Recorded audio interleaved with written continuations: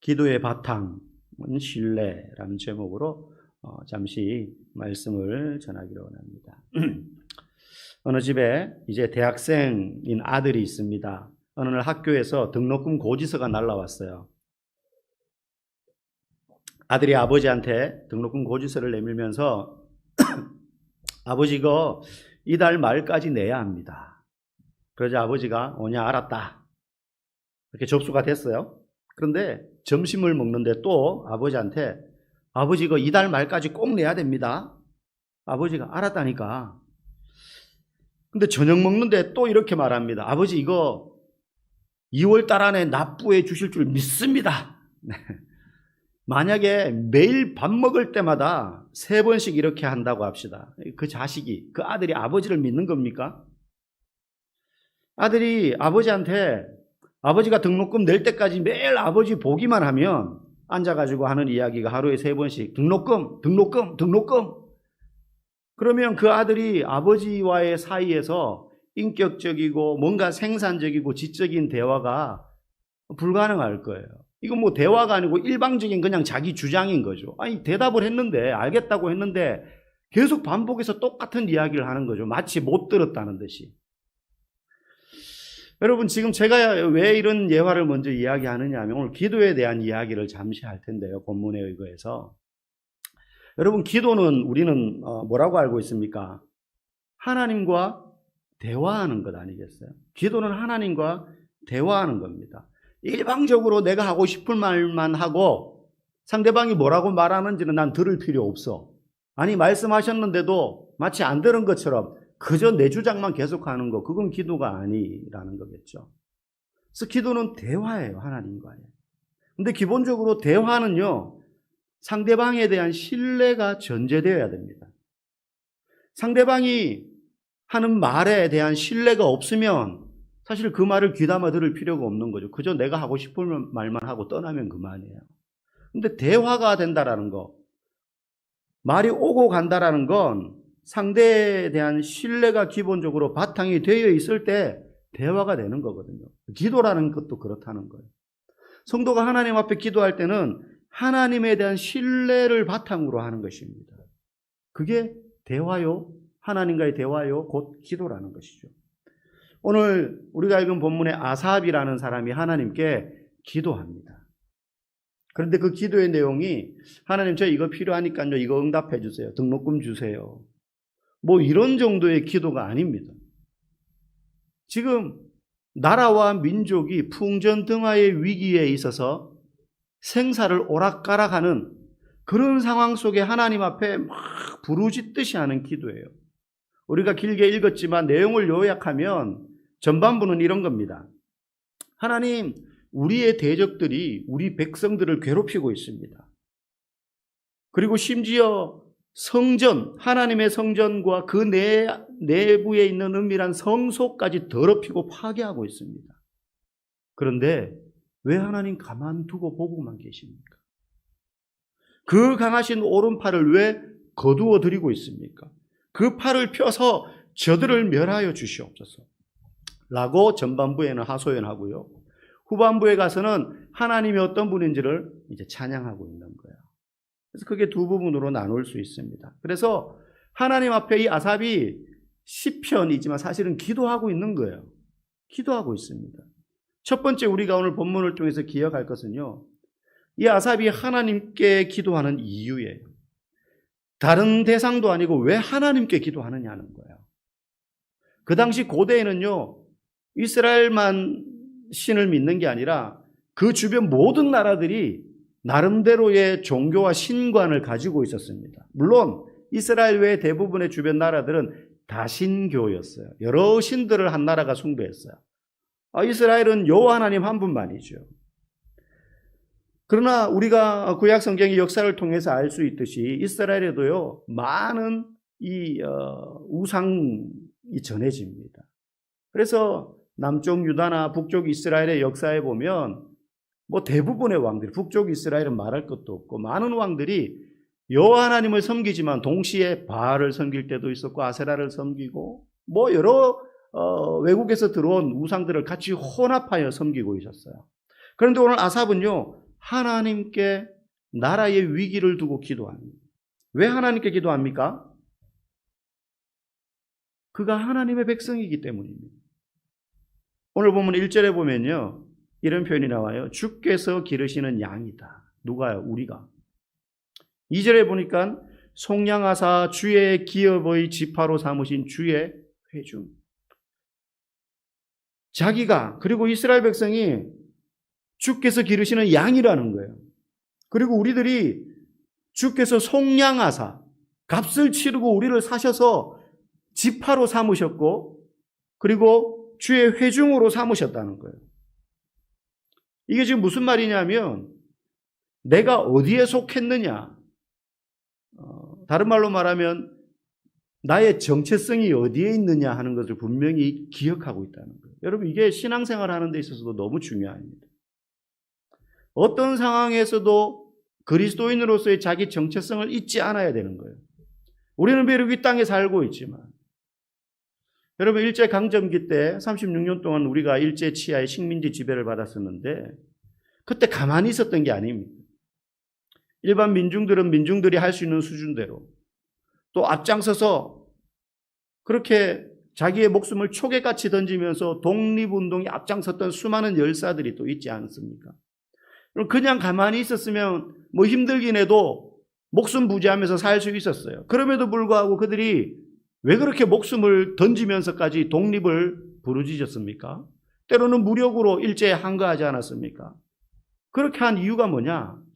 나라가 망하면 조선 사람으로서의 정체성이 사라지기 때문에 그래요. 똑같은 이유로 일제가 우리 한민족의 정체성을 말살하기 위해서 한 일들이 많이 있잖아요. 이름을 다 일본 이름으로 바꿔버리는 거예요. 강제로 창씨개명 시켰습니다. 그리고 강제로 신사에 참배하게 했어요. 왜요? 너희들은 이제 일본 사람이니까 신사에 절하라는 거죠. 그게 자기들의 전통이니까 너희들도 이제 그 전통 따라야 된다는 거예요. 우상숭배죠. 그리고 아이들에게는 학교에 가서 조선말을 못 쓰게 했어요. 강제로 일본말만 하게 했어요. 선생님이 다 일본 사람이었습니다. 왜 그렇게 했어요? 한민족으로서의 정체성을 없애버리려고. 그게 너무너무 중요한 중심이었기 때문에 그래요. 거기에 항거하기 위해서, 민족의 정체성을 잊지 않기 위해서 목숨 버려서 독립투쟁을 했던 거예요. 수많은 선열들이. 성도도 이 땅을 살면서 잊지 말아야 될 것이, 아무리 어려움에 처하고 탄식할 만한 상황이 되어도 이 아삽과 같이 그런 순간에도 몸부림치고 저항하고 잊어서는 안 되는 것이 있는데, 그게 뭐냐? 내가 하나님의 백성이라는 정체성이에요. 오늘 본문에서 저자는 분명히 말해요. 우리는 주의 기르시는 양이다. 하나님이 우리의 목자시다. 하나님이 우리를 책임지시는 분이다. 그분이 값을 치르고 사신 주의 백성이라고 오늘 아삽이 고백하고 있어요. 그래서 하나님께 지금 부르짖고 있습니다. 여러분, 잊지 마십시오. 우리는 주의 자녀입니다. 예수님의 핏값으로 속량하여 사신 주님의 기업이에요. 그래서 우리는 하나님께 기도할 수 있는 것입니다. 여러분, 고난이 오고 어려움이 오고 기도해야 될 순간이 찾아올 때 하늘 바라보면서 한탄하거나 엉뚱한 데 대고 도움을 기대하는 것이 아니라 우리 하나님께 기도하는 자리로 제일 먼저 나가시는 복된 성도들 되기를 간절히 축복합니다. 두 번째로 우리가 기억해야 될 것은, 이 아삽의 기도는요, 개인을 위한 기도가 아니라 예루살렘 성전을 위해서 지금 기도하고 있다는 거예요. 오늘 3절 그리고 6절 7절 말씀 보겠습니다. 원수가 성소에서 모든 악을 행하였나이다 라고 3절에 말하고요, 6절 7절에도 보면요, 이제 그들이 도끼와 철퇴로 성소의 모든 조각품을 쳐서 부수고 주의 성소를 불사르며 주의 이름이 계신 곳을 더럽히어 땅에 엎었나이다. 지금 아삽이요, 성전이 불타는 모습을 보면서 탄식하고 기도하는 거예요. 그들이 성전에 들어와서 도끼와 철퇴로 성전 안에 있는 모든 하나님을 위하여서 만들어 놓은 조각품들을 쳐서 부수고 그 성전을 불사르고 있는 거예요. 그걸 보고 있습니다. 원수가 성소에서 모든 악을 행하였나이다. 그래서 지금 소위 말하면 교회를 위해서 기도하고 있는 거예요. 그 모습을 보면서 눈물을 흘리며 아마 피눈물을 흘렸을 거예요. 여러분, 성도는요, 자기 교회를 위해서 기도해야 됩니다. 내 가정과 내 문제만을 위하여서 기도할 것이 아니라 자기 교회를 위해서 기도해야 돼요. 특별히 뭘요? 뭘 위해서? 교회의 거룩함과 정결함을 위해서. 지금 아삽이 탄식하는 건 건물이 무너지고 건물이 훼손되어서가 아닙니다. 물론 그것도 가슴 아픈 일이지만 그 일로 말미암아 하나님이 계시다고 그들이 믿고 있는 거룩한 성소가 오염되기 때문에 그래요. 더럽혀지고 있다는 거예요.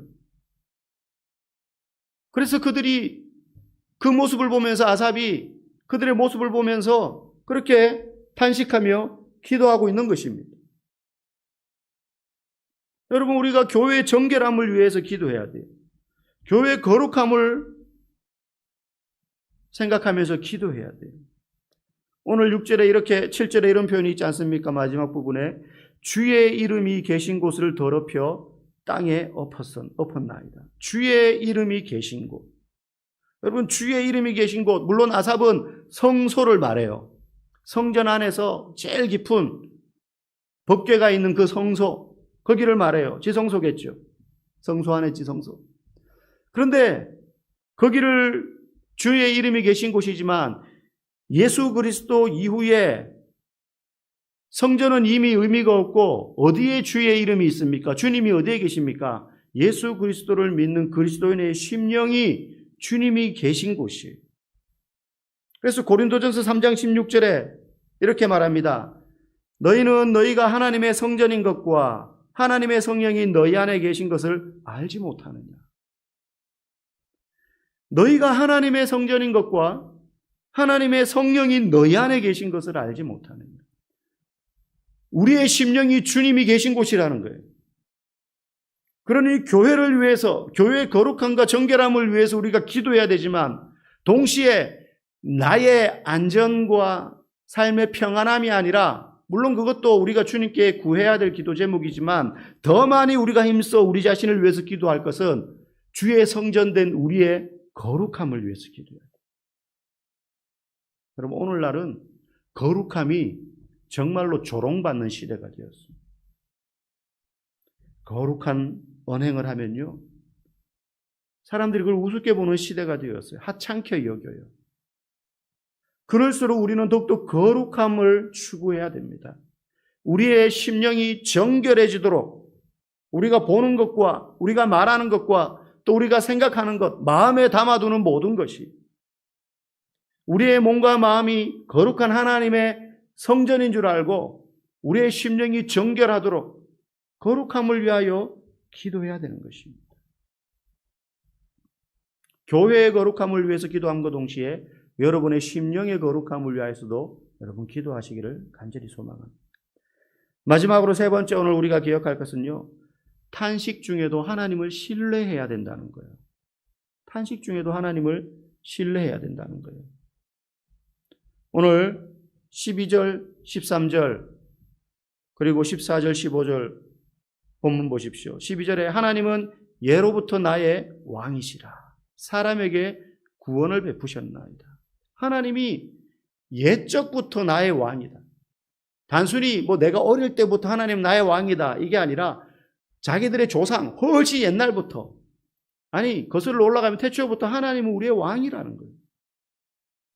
그렇게 하나님을 신뢰하는 거죠.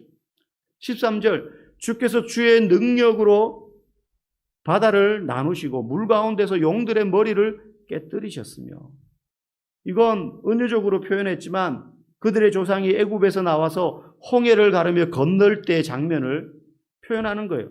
바다를 나누시고, 여기서 용들의 머리를 깨뜨렸다는 건 애굽의 군사들을 말하는 것이요. 14절에 리워야단의 머리를 부수시고 그것을 사막에 사는 자에게 음식을 주셨으며, 이 또한 애굽에게 승리했던 장면을 표현한 것입니다. 15절, 주께서 바위를 쪼개어 큰 물을 내시며 주께서 늘 흐르는 강들을 마르게 하셨나이다. 광야에서 목말라 할 때 반석을 쳐서 물이 흘러나오게 함으로 그들의 목을 축였던 그 사건과, 그리고 가나안 땅에 들어가기 전에 요단강을 마른 땅처럼 갈라서 건너게 하셨던 그 하나님의 일하심을 표현하고 있는 것입니다. 지금 이 말씀이 뜻하는 바가 뭐냐? 여러분, 지금 우리가 살고 있는 현재는 과거로부터 이어진 시간의 연장이에요. 과거, 현재, 미래가 각각 따로따로가 아니지 않습니까? 내가 지금 있는 그 시점이 현재라면 이 현재는 나의 과거의 순간들이 이어져서 현재가 된 것이고 이 현재가 또 흘러서 이어지면 미래가 되는 것 아니겠습니까? 지금 아삽이 이야기하는 거예요. 아삽의 시대보다 수백 년 전에 있었던 그 자기 조상들의 출애굽 사건 너무 잘 알죠? 귀에 못이 박히도록 들었을 테니까. 자기가 직접 겪지 않았음에도 불구하고 하나님이 그렇게 자기 조상들을 인도하셔서 놀라운 능력과 기적으로 바다를 가르시고 광야를 지나 요단강을 쪼개어 그들이 가나안 땅에 들어오게 되어 지금 이 땅에 살고 있게 되었는데 그 모든 과거에 있었던 하나님의 놀라운 기적과 능력이 이 아삽이 성전이 회파되는 그 고난의 위기 속에서도 여전히 하나님은 능력으로 우리의 위기를 역전시키시고 바꾸실 능력이 있는 분이시다라는 사실을 신뢰하며 그 과거의 이야기를 끄집어내는 거예요. 탄식 중에도 하나님을 신뢰할 수 있는 이유가 바로 여기에 있는 것입니다. 과거의 사건은 그냥 과거의 사건일 뿐이야? 아닙니다. 그 과거의 하나님이 지금도 여전히 우리에게 동일한 하나님이라는 거예요. 동시에 그처럼 성경의 하나님은 오늘날 우리에게도 동일하신 하나님이시라는 사실을 여러분 믿으시기 바랍니다. 그래서 우리가 탄식 중에도 환경과 시간이 흘러 변해도 하나님을 신뢰함으로 기도할 수 있는 것입니다. 여러분, 우리의 삶을 우리가 컨트롤하지 못합니다. 여러분 보십시오. 눈만 오늘 이렇게 와도요, 우리의 삶의 모든 것들이 계획대로 되지 않아요. 계획대로 되지 않아요. 내일 또 어떻게 될지 몰라요. 지금 밖에요, 발목까지 눈이 푹푹 빠질 정도로 교회 마당이 제가 눈을 쓰는데 오늘 축축한 눈이어서 너무 무거운 거예요. 그래서 쓸다 한 3분의 1만 쓸다가 날씨가 따뜻하길래 녹겠지 했는데 녹기는 웬걸 저녁 내내 지금 눈이 와가지고 지금 다시 원상복구가 됐어요. 여러분, 환경이 변하고 우리의 뜻대로 되지 않는 그 순간에도 우리는 하나님을 신뢰할 수 있는 이유가 바로 여기에 있어요. 우리는 우리의 상황을 컨트롤하지 못하고 우리의 앞으로의 일이 어떻게 펼쳐질지 모르나 과거로부터 현재 그리고 미래까지 언제나 동일하실 하나님이시라는 사실을 우리는 말씀을 통하여 확인하기 때문에 우리는 탄식 가운데에도 어떤 환경의 변화 속에서도 우리가 우리 힘으로 감당할 수 없는 그런 삶의 환경 속에서도 하나님께 기도할 수 있는 줄 믿습니다. 여러분의 삶 가운데 이런 변화와 때로는 탄식해야 될 만한 상황 속에서도 포기하지 않고 우리가 하나님께 속한 주의 기르시는 양이요 주의 기업의 지파의 기업인 줄 알고 그 백성인 줄 알고 주님 앞에 나와 기도할 수 있는 귀한 하나님의 사람들 되기를 주의 이름으로 간절히 축복합니다.